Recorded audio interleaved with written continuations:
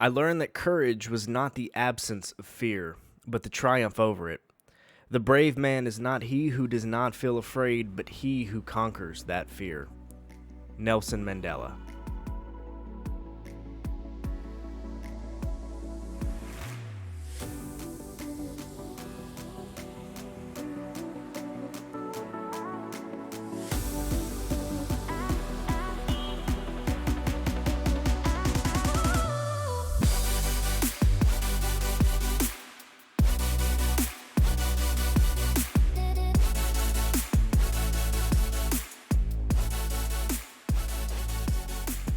What is going on, everybody? My name is Logan, and welcome back to the Conservation Project, the podcast for the average Joe that still believes in life, liberty, and the pursuit of happiness, and that we are still one nation under God, and I am excited to be back. Now, I was taking a day off for my first episode of the week, my Tuesday episode.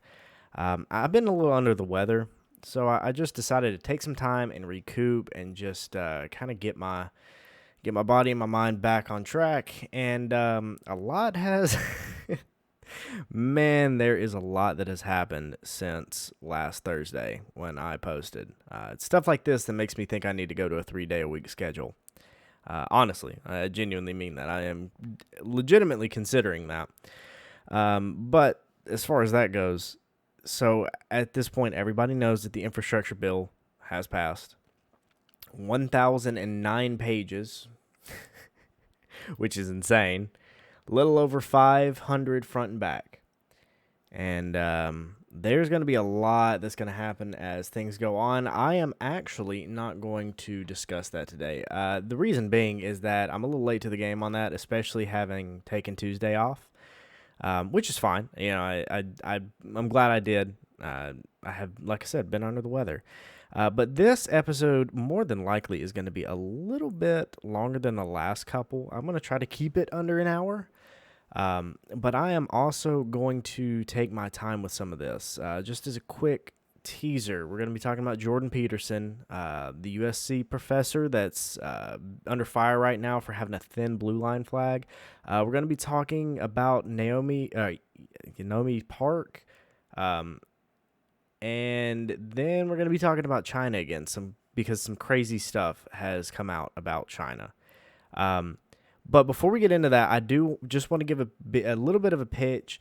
If you haven't already, it's in the description of every episode and everything I post. Go follow my socials. That's where I post, like, if I'm going to take a day off, if I'm changing stuff, whatever it may be. It's a good way to keep up and interact.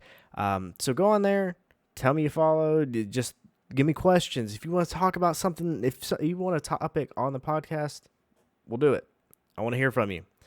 So let's get straight into this. I chose this specific article about Jordan Peterson,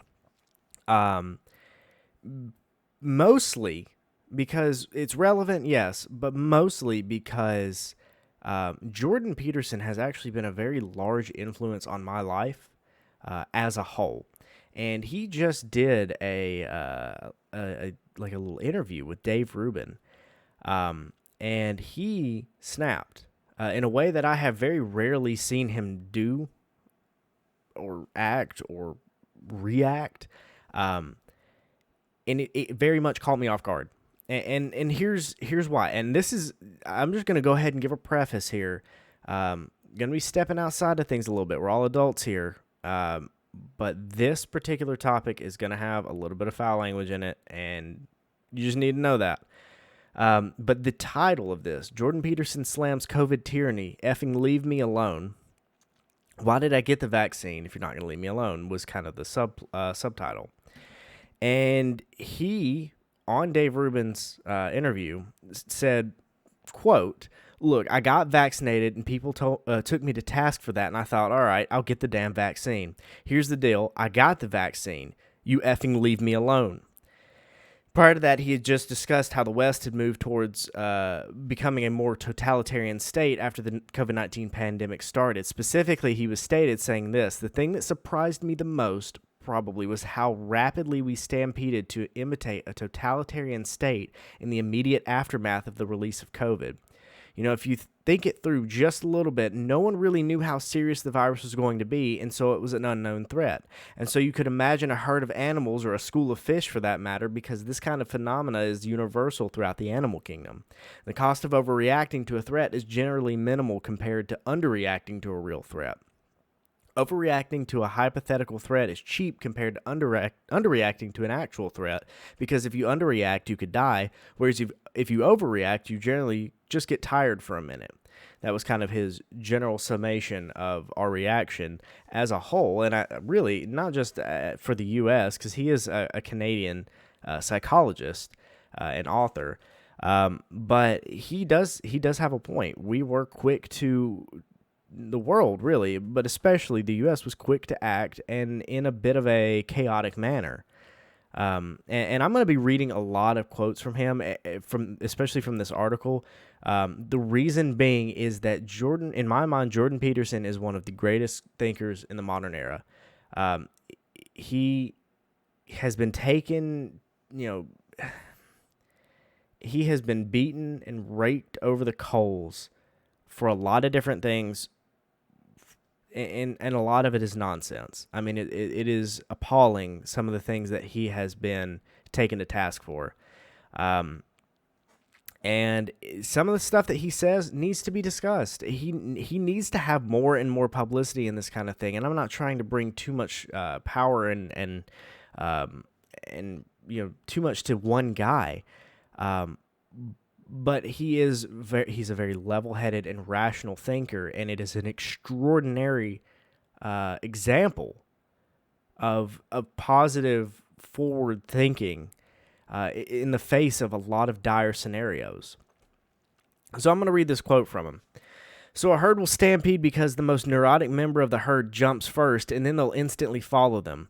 And that's kind of what we did in the early stages of the pandemic. The Chinese acted first. Now, unfortunately, they are a totalitarian state, and we all followed. And that's excusable in some sense because we didn't know what sort of threat we were facing. But then the breakdown, and it's really appalling in Canada, the breakdown of our rights, let's say, for mobility, for freedom of speech, etc. It's particularly grating to me that in the Canadian context, because way back to the 80s, Prime Minister Trudeau, our current Prime Minister's father, Pierre Trudeau, who was quite an intellectual, he was very enamored of French civil law, and he grafted a Bill of Rights on top of the Canadian federal common law structure, essentially, and I didn't like that at all. I thought it was a bastardization of the great English common law tradition. I'm not a fan of Bills of Rights because they're predicated on the idea that you have a finite set of rights and that the social contract awards them to you or to the government, and I think that's backwards. So the thing is, Jordan Peterson makes a good point about the structure and the flow of things, of the way that this pandemic has twisted the viewpoints and the ideology that we previously stood on. And I don't just mean China. I don't just mean the U.S. I mean the world. And that's a frightening problem. And he, being Canadian, he can really connect to this directly, talking about the breakdown of their rights, mobility, freedom of speech, all this kind of stuff that we're starting to see now in the U.S. And he brings up Trudeau, specifically Pierre Trudeau, because it is what set the precedent for where Canada is now. And it's funny when I say funny, and I don't really mean funny, but it is interesting to see that we're tracking right along that same line of setting bad precedents that are moving forward. This vaccine thing, I know people personally affected by it, myself included, that should not have to be affected by it. Especially from a medical standpoint. And this Monday, today is Wednesday the 10th. Yeah, Monday the 7th. Or sorry, 8th. Sorry, I'm looking at my notes. Yeah, Monday the 8th, the Biden administration repealed a piece of an executive order that Trump put in specifically about federal religious exemptions. he, in one fell swoop, nullified religious exemptions. It's hard to listen to, and then you see somebody from Canada talking about the exact same thing. It sets a bad example. Anyways, though, let's keep going on in this article. So I'm gonna keep on. So he goes to say this. Now we have his son, and he's saying, what's it good for? My father isn't vaccinated. He decided not to, partly because they were telling him he had to. In any case, it's extraordinarily annoying to see this happening, and then to find out that there's nothing behind it except the most instrumental and cowardly random polling is extremely disheartening and also maddening, while also angering. It's all of those things at once. And this is kind of where things started to heat up for Peterson. Rubin asked him if the Canadian polling was out of whack. Pardon. And Peterson in the past has conducted polling. And it's important to bring this up because he has done this polling as a professor at Toronto University of Toronto, all this kind of stuff. He has actually the chops behind it to validate the things that he's saying. And he goes on to say, well, of course it's out of whack. How are you going to get accurate polling data? Is it over what time frame? You're going to poll every day? How about every hour? How about every minute, every week, every 2 weeks? Who answers the phone calls when you do the polls? How do you construct the questions? Are you eliciting a particular kind of answer because you paid insufficient attention to the way the question was posed? But to see that happening in spite of the much vaunted protection for our rights, Canadians who aren't vaccinated now cannot leave the country. Like, what the hell? Why is that? And I've got the vaccine. I got vaccinated, and some people took me to task for that. And I thought, all right, I'll get the damn vaccine. Here's the deal. I'll get the vaccine. You effing leave me alone. Now, I'm censoring that to a degree. But he goes on to say, and did that work? No. So stupid me. That's how I feel about it. It's like, well, I have to get tested for COVID when I come back into Canada. Now I have to get tested before I leave Canada. Now that might be the latter issue being an issue with the Americans, so that's outside of the Canadian purview, but with the restrictions to get back into Canada being even more stringent. It's like, why did I get the vaccine if you're not just going to leave me alone? And if you haven't seen the clip, go on Dave Rubin's Twitter. He has the clip, and it has started to blow up a little bit. It's on the Daily Wire as well. It's kind of all over. But the reason that this is important is because he's absolutely right. It doesn't matter that he's Canadian. It doesn't matter whatsoever. The bottom line is we are all having to deal with this. And I know some people who are having to deal with it right now, right here, personally. The fact of the matter is that we as a society, especially here in the U.S., are letting this happen. And this is the kind of crap that should turn citizens into activists. People should be speaking out about this. There is so much happening in this realm that we can't speak out about. Is this really how we're going to handle this?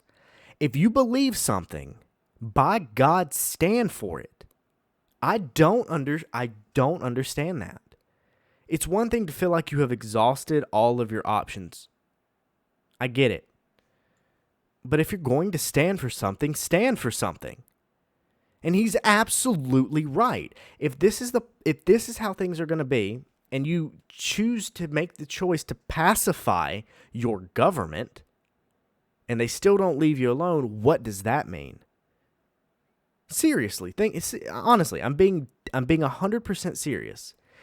If it's not just the compliance, the forced compliance, which is no compliance at all, that bothers you, what happens when you pacify the government by giving them what they want? What do? They come back and they take more, and they take more, and we're seeing this.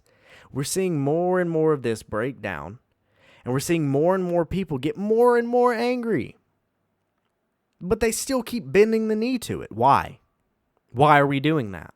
Now, I'm not telling you go riot, go protest. That's fine. Don't go riot. Don't pick up arms. It's not that. But we're slowly conceding all sorts of things that are inalienable to us as individuals, to the government. And look at what they're doing. You've seen what Australia's doing. You've seen what China's doing. You've seen what our neighbors to the north are doing. Why are we letting this happen? Now, we've had some major wins on the right side of the aisle in the last couple weeks. We've had some red bleeding back over into the blue. And that's what we need right now. We need this stuff to stop. We need people who are actually willing to take a stand. But what people don't understand is that voting is the bare minimum. I'm going to say that again. Voting is the bare minimum of what you should be doing as a United States citizen. If you believe in something, work for it. Again, this podcast is all about the conservation of Christian conservative values. As a Christian, we were not called to just believe. We were called to step out in faith. We were called to progress it forward, to be disciples. It's not a passive thing. And you know what? Neither is defending the rights that you have as a human being from a government that doesn't care at all, that enjoys its totalitarian aspects that they get to indulge in because people like you and I aren't saying anything. In saying anything, I don't mean go on Twitter. I don't mean go on Facebook. I mean contact your representatives. Do it in mass. Go in droves and email everything that you can do. This is what you have to do. This is not passive. Move forward. That's what it's all about. And we have nobody to blame but ourselves. We're letting this happen. Why? What good is it? What good is us sitting here pissing and moaning about it? I don't understand. It's time to move forward. It's time to stand up for what we believe. You are never on the wrong side of history against a government that is actively checking your papers, that is actively telling you to stay inside, that is getting involved in your private medical history. It has no bearing. It should have no bearing on our lives. Do the right thing. It's time for all of us to stand up to this. This talk is cheap. Talk is cheap. It's time that we take action to this. Go protest. Go reach out. Do it. You have to. We all have to. Otherwise, this garbage is going to keep getting worse. And we have nobody to blame but ourselves. I can piss and moan at Biden and his administration as much as I want, but if I don't do what I have to do, if I don't do my due diligence, I'm just as much to blame. And that's it. That's all I'm going to say. I'm going to leave that rant right there. I'm going to move on to something that's going to be near and dear to a lot of our group. So a USC professor has been refusing to remove a pro-police flag despite students protesting against him. At the University of Southern California, a professor of engineering and policy is refusing to remove a pro-police flag from his office door despite the protests from the students. This USC professor, James Moore, has had the flag, an American flag with a thin blue line on his door since the beginning of the fall semester, but he's recently come under fire for it. Moore told the College Fix in an interview that he first received a complaint from the university administrator who called him and suggested that he take the flag down. Then last week, an article in the university's campus newspaper, the Daily Trojan, labeled the display as, quote, a controversy, quoting several students who called the flag, quote, inappropriate and demanded the flag be taken down. Ooh. One USC graduate student told the school newspaper, quote, this is an inappropriate and unnecessary symbol to have on an office door where USC is within the last year or two trying to have a much broader diversity initiative and to be inclusive, especially in the STEM area. The student also said that he first saw the flag in October. When he first saw the flag in October, he voiced his concern to the dean of USC's School of Engineering and Office of Equity and Diversity.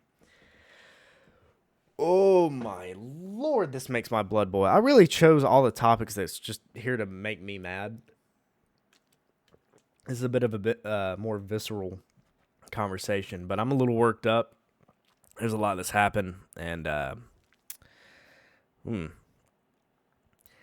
another one of these students said, I want them to take it down and I want them to do something about Professor Moore because this is not the first controversial thing he's done. The student went on to accuse Moore of trolling, citing an instance in 2018 where he responded to a campus event called Coffee in Title IX, reminding students, quote, if the day comes you are accused of some crime or tort of which you were not guilty and you find your peers automatically believing your accuser, I expect you to find a stronger proponent of due process protections than you are now. Accusers sometimes lie. He's freaking right. Why are we really raising children to be so daft in their beliefs that they actually fall to this? It's unbelievable. Moore told the College Fix that he was not trolling and defended himself from the criticism, saying, quote, it's important. Blue lives protect black lives, and black lives are not at risk from the police. They're at risk from crime, and it's the blue lives that stand between them and the crime. Yep. Moore listed 3 reasons for hanging the flag outside his office door. First, to dispute the idea that the police are the biggest statistical threat to black people. Second, to honor a police detective family member who recently retired. And third, to raise awareness that the murder rate in the United States has spiked to 30%. Has spiked 30% in the wake of George Floyd's death and the rise of, quote, defund the police. In a statement to the Daily Trojan, USC said it did not have a policy prohibiting the flag and stated its commitment to academic freedom. Quote, the university does not have a policy that limits the display of materials in spaces like this, though we are looking at whether it is needed. As part of the university's commitment to academic freedom, a faculty member can express his or her individual beliefs and viewpoints on a wide variety of topics, even controversial issues, but they do not speak on behalf of a school or the broader university. I'm cool with that. Now, I think everybody listening to this knows that this is unlikely to stay this way. USC is more than likely going to push out for this. I mean, it's true. They are one of these types of schools. Moore goes on to say, we are in an environment where there's a lot of homogenization of ideas, and diversity should include diversity of ideas. USC is supposed to be a safe space for diversity of thought. We're charging people very good money to teach them to think, and I'm just trying to deliver. Yeah. And it's important the way he phrased that, teach them to think. He didn't say teach them how to think or what to think. He just wants people to learn how to be open-minded and how to accept things from all different ways and not get so up in arms over every single piece. Truth be told, the biggest reason why I chose this is I am a senior at one of my local universities, and I'm seeing this exact same thing. I am seeing this kind of stuff outright. And the censoring, the complete nullifying of freedom of speech on campuses is despicable. And this Professor James Moore, I can relate to him. As a Christian conservative, I have been outed multiple times in classrooms for people asking me what I believe. And people want to, frankly, take a dump all over it. Now, I'm a big boy. I don't really care. I really, really don't care. But on that same token, that's for me personally. And I'm about to read something that I wrote. I was asked by aforementioned university from the Diversity, Equity, and Inclusion Department, about the campus and about its climate, so to speak. Talking about have you felt discriminated against for race, religion, and political views? This is what I put. Yes, this happens constantly. I am consistently discriminated against for solely for being a white Christian with Republican leanings. I'm very quiet. I'm a very quiet student, but if I'm asked a political or religious question, I will answer honestly, as I feel anyone should. I do not degrade nor even comment on anyone else's beliefs or ethnicity. However, the fact of the matter is that school's quote-unquote equality is only given when they think it should be, and that just isn't true equality. To be blunt, the school does not care whatsoever about equality. They care about virtue signaling equality. And frankly, I'm sick of failing assignments and being discriminated against for being who I am, and who I am is just a white kid from the suburbs. We're told in classes to have conversations about this kind of thing, yet I'm the only one who will see discrimination. The bottom line is this campus has not created a culture of equity and equality. They have created a culture where specific types of judgment is openly allowed and encouraged. And that's the end of that, and I firmly stand in that. I absolutely 100% stand for everything I just said. I will take that to wherever I have to go should it get there, and I will defend that with every ounce of me. And I realize I'm very close to the finish line of being finally done with all these many years of extra schooling. But what of the man who gains the world to lose his soul? And I refuse to look back at the end of my life and see moments where I gave up what I believed in, my morals, for a little bit of comfort. Absolutely not. Absolutely not. It will never, as long as there's breath in my lungs, I will stand for what the God-given faith, nature, and beliefs that I have. I will. And I'm telling you, this kind of crap you will see in college campuses. Make no mistake, we're seeing it now. And it's going to get worse. I want to make this very clear. It is going to get worse. The problem is that we've known this is accelerating on college campuses. We know this. But it's trickling, and it's trickling down real quick. It's in high schools. It's in middle schools. It's in early grade schools, elementary. Look at the crap that these kids are seeing on Blue's Clues. You want to affect your kid positively for the long term? Coming from somebody who's in it, been going through it, and is coming out the other side of it. Think real long and hard about the public school system. Because all of this crap that you saw happening, like in New Jersey or Virginia specifically, there's a reason why the Democrats just got voted out. Because he said that, parents shouldn't have any control over their kids' education. No, that's not true. Any parent, and myself down the road included, am called to raise my child, and I'm going to raise them via my beliefs. Now, I'm also going to make sure that they know how to figure out what they believe in, rather than just oppressing one belief on. But they're going to know how to stand for what they believe, just as I was instructed as well. Because it's the best thing that's ever, it is the single best thing that I have been taught in my life, was what I believe and how to stand for it. And more importantly, never backing down. You know why cancel culture works? It's because of this. It's because of exactly what we just read. Talking about these people who get up in arms over absolutely nothing or something that slightly offends them, and they go en masse to attack somebody. And why does cancel culture work? Because that person who was attacked backed up, started backpedaling. Oh, no. You're right. I'm sorry. Please don't vilify me in the streets. Don't put my head on a pike. Just let me go back to my day job. That's why cancel culture works. Why do you think Dave Chappelle is fighting so hard against cancel culture by doing absolutely nothing. It's because he doesn't care. It doesn't matter. These people, other people's opinions on Twitter don't matter. Standing up for what's right matters. And even in a university, from the Office of Equity and Diversity, as previously stated with USC, or myself,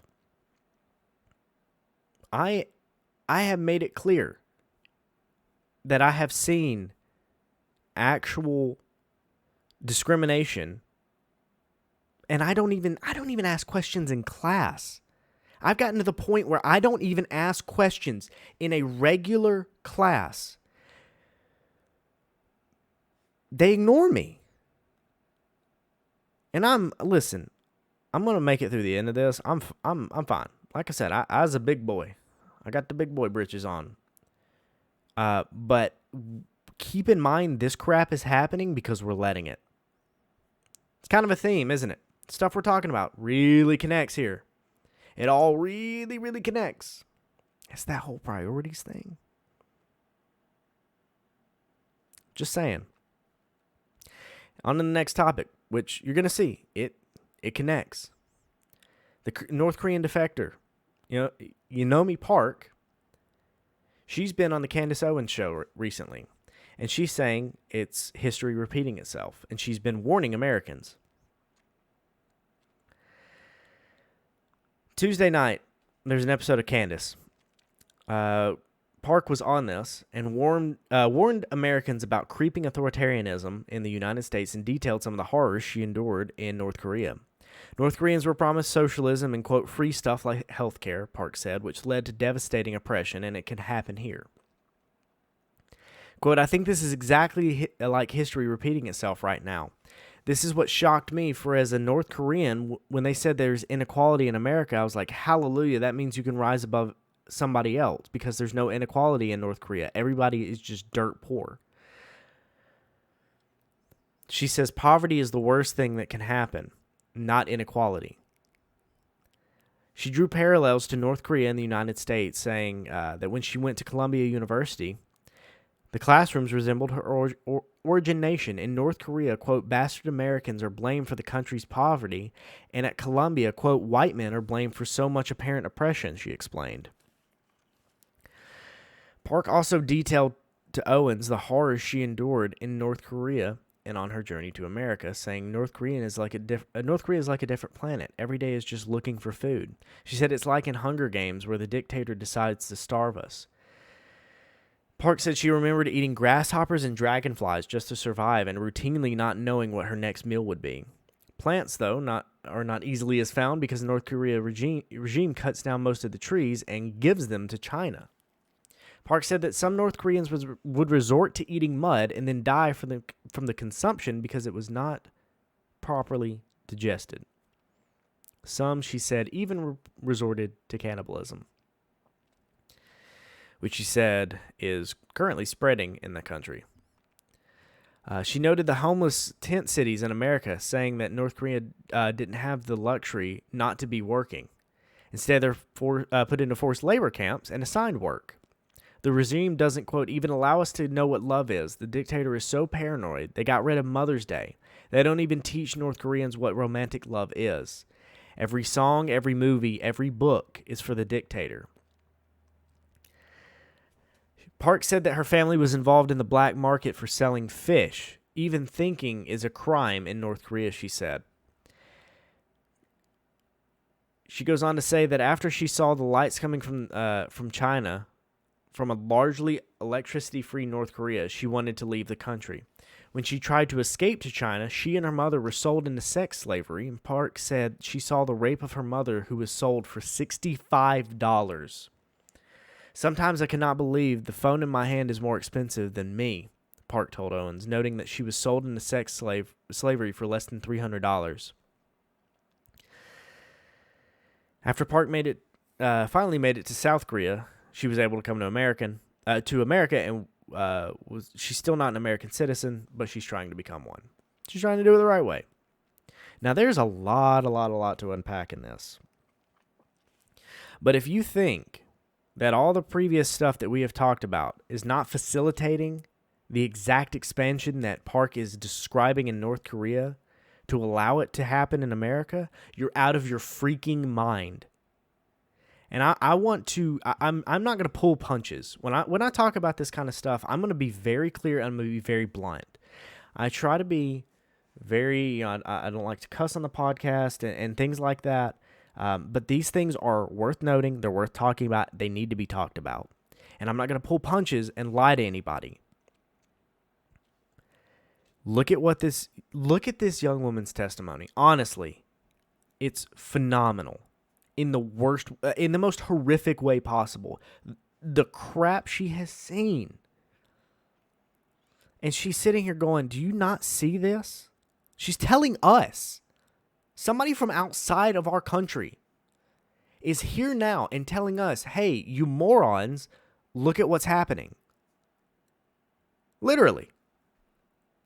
I mean, she's not cutting corners with the things that she says. Look up the stuff that she's saying. It's horrifying. I mean, it's genuinely horrifying. The parallels that she draws from North Korea to the acceleration and the pushes that we're seeing in America right now should make your skin crawl. It absolutely should. And to round things off, we're talking about China. There's been another disturbing discovery found in the remote Chinese desert as concerns grow about China's military. This is coming from the Daily Wire. So new satellite images have been released this week, which appear to show that Communist China's military has constructed a second mock-up of a U.S. aircraft carrier in the remote Chinese desert. The news comes after a full-scale outline of a U.S. carrier and at least 2 Arleigh Burke-class destroyers were discovered several days ago at a target range. The USNI, the U.S. Naval Institute, has reported, quote, "The site consists of a single aircraft carrier target miles from the nearest town in the Xinjiang region. According to the photos provided to the USNI News by satellite imagery company Maxar, the carrier target is about 300 miles away from a larger suspected missile range in the Taklamakan Desert. Boy, that's a mouthful. First reported by USNI News on Sunday. The two sites share similar characteristics and are aligned on a map with the carriers facing the same direction, as if in a convoy. Like the first, this new target shares the same dimensions as a U.S. Navy aircraft carrier. Now, the outline of the second aircraft carrier does not appear to be a full-scale mock-up, although it's still nearly 600 feet long. Construction on the second mock-up appears to have started over the summer. And I'm going to continue reading from this report. It's clear that the models displayed are meant to represent the enemy forces in Chinese exercises. In the Chinese military, the opposing forces are labeled blue, while their own forces are red, the opposite of the U.S. and NATO. Placing the targets in the interior allows the entire missile flight to take place over their own territory and gives China greater control of the airspace around the site. Keeping the tests away from the sea ensures that any debris cannot be recovered by other navies in the way that they can find it from the ocean floor. Both factors make it difficult to gather intelligence on the weapons tests. The most recent Department of Defense report on Chinese military capabilities includes some of the following tidbits on the weapon systems that the Chinese possess that could be used to target U.S. warships. Now, this next section here, I'm going to dive straight into this, so it's going to be a lot of technical here. This is on Daily Wire. You can look this up, but this is becoming a greater and greater topic to discussion because of China ramping things up and us, frankly, bending the knee. So here's 3 bullet points, large ones, but these are actual stats and data. So again, this is coming from the DoD's military capabilities assessment. The People's Liberation Army Rocket Force, conventionally armed CSS-5 Mod 5, This variant gives the PLA the capability to conduct long-range precision strikes against ships, including aircraft carriers out to the western Pacific from mainland China. The DF-21D has a range exceeding 1,500 kilometers, is fitted with a maneuverable reentry vehicle, and is reportedly capable of rapidly reloading in the field. The PLARF continues to grow its inventory of DF-26 IRBMs, which it first revealed in 2015 and fielded in 2016. The multi-role DF-26 is designed to rapidly swap conventional and nuclear warheads and is capable of conducting precision land attack and anti-ship strikes in the Western Pacific, the Indian Ocean, and the South China Sea from mainland China. In 2020, the PRC fired anti-ship ballistic missiles against a moving target in the South China Sea, but has not acknowledged doing so. That's bullet point number 1. Bullet point number 2. Since early 2018, PRC-occupied Spratly Island outposts have been equipped with advanced anti-ship and anti-aircraft missile systems and military jamming equipment, marking the most capable land-based weapon system deployed by any claimant in the disputed South China Sea to date. That was number 2. Number 3, the People's Liberation Army Air Force, PLAAF, the Plan Aviation and the PLAAF together constitute the largest aviation force in the region and the third largest in the world, with over 2,800 total aircraft, not including trainer variants or UAVs, of which approximately 2,250 are combat aircraft, including fighters, strategic bombers, tactical bombers, multi-mission tactical, and attack aircraft. In October of 2019, the PRC signaled the return of the airborne leg of its nuclear triad after the PLAAF publicly revealed the H-6N as its first nuclear-capable air-to-air refuelable bomber. And then John Kirby's back in the spotlight. So when he was asked on Monday, he said, "It's been fairly obvious that the U.S. is concerned about what China is doing. I think it makes it very clear what our understanding of their intentions are and what their capabilities are, and how they're developing those capabilities and to what ends.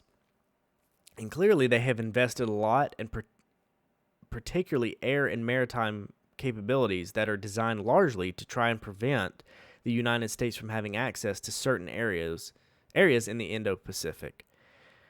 Now, I realized that was a very heavy thing. It was a lot to unpack there. But not to worry. We have the USS Harvey Milk now. Seriously, this gives me a headache. This is hard for me to read. I am not a radio host. I am not afraid to express and discuss blatant emotions, and I have no care to not tell you how I feel. I have nobody backing me, no sponsor backing me, threatening to take my money away. This is me talking as an average Joe. This is so beyond infuriating to me that we have this whole garbage going on with the USS Harvey Milk and all of this crap while China's sitting here and doing things like this. And we don't hear any of it from our executive branch whatsoever. Again, things that we need to speak out about. Things that we need to write representatives about. Hey, what are we doing to combat this? I mean, seriously, is that too difficult a question to ask? We need some accountability. I mean, we have to. We have to have some sort of accountability. And at this point, it's becoming, it's becoming a lot. It's becoming a lot to handle. There's a lot of people who I've talked to that between things like this COVID tyranny, cancel culture, or people, being attacked for standing with the thin blue line, or people like Park, the defector, dealing with stuff. She's seeing it in America when she came from North Korea. There was no accountability. It's hard to not look at that stuff and be defeated. There's always positive.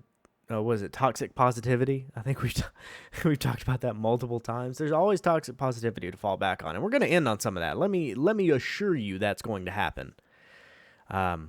This is disgusting. And then you have things like the Kyle Rittenhouse trial. And I seriously considered talking about that today, but I think if I do, there's so much that goes into that it would have to be a full episode. And there's just so much coverage of that right now. I'd rather let the professionals handle it. But that sets a bad precedent for us 2A people, the people who carry, for our own defense, for our family's protection, for our protection. I promise. You gotta, it'll be okay. Everything's gonna work out. You never lose hope. But we also have to do our due diligence. Talk is cheap. Talk is very, very cheap. A podcast is not enough. A tweet is not enough. A Facebook rant is definitely not enough. There's always more that we can do, but there's always hope. Stay positive. And that's why I'm going to end on this verse. Isaiah 40, verse 8. The grass withers, the flowers fade, but the word of our God will stand forever. And if that is not inspiration enough to look all of this in the eye, face it, stare it down, and beat it, you need to start praying harder. And that's really all I got. I know this was a much different episode than normal. This stuff gets me heated up, but I have made the effort to not pull my punches. Because this is important. All of this stuff is so important. It affects all of us. And we are worth standing up for. Our faith is worth standing up for. Our beliefs are worth standing up for. Our morals are worth standing up for. And we can't let these authoritarian tyrants take that. We're called for more. The grass withers, the flowers fade, but the word of our God will stand forever. These are the kind of things that are worth fighting for. But that's all I got. That's my ending. After like 50 minutes of ranting. But seriously, this stuff is important. But yeah, that's all I got. My name is Logan. This has been The Conservation Project, the podcast for the average Joe that still believes in life, liberty, and the pursuit of happiness, and that we are still one nation under God. Thank you, everybody. You have a good one.